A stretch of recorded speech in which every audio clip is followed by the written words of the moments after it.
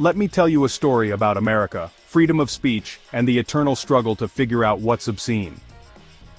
Back in the early 20th century, there was a book by a guy named James Joyce, you might have heard of him, that was banned in the US. The book's called Ulysses.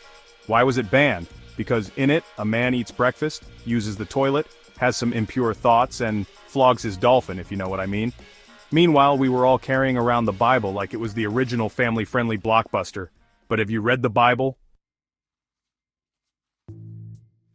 I mean, talk about R-rated content. The Bible has violence, genocide, a little polygamy, and, oh yeah, incest. Lot's daughters get him drunk and, well, you know how that story goes. It's safe to say Joyce's Bloom could have used a therapist, but the biblical Lot probably needed an intervention. Here's the twist.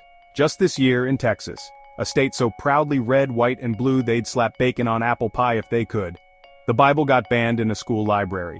That's right, the very folks pushing for ultra-strict obscenity laws got exactly what they wanted, but not how they imagined. Turns out, when you ban books for being too explicit, the Bible doesn't fare too well.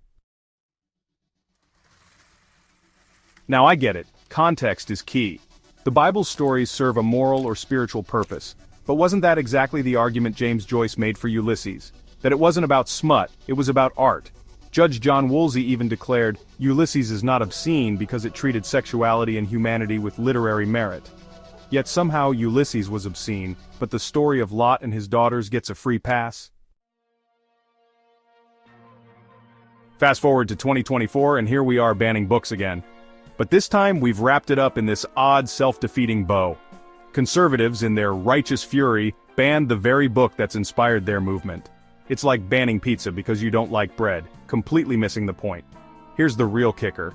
Whether it's Ulysses in the 1920s or the Bible today, the debate isn't about protecting people from obscenity. It's about who gets to decide what's obscene. And if we're not careful, we might find ourselves erasing the stories that make us human, messy as they are. Sure, we do need to protect what gets put into the hands of children, and more parental guidance would be great in this matter rather than politicians deciding. Because let's be real, if you can't handle Bloom's breakfast or Lot's family drama, maybe it's time to read something lighter, like Green Eggs and Ham, unless that's next on the ban list.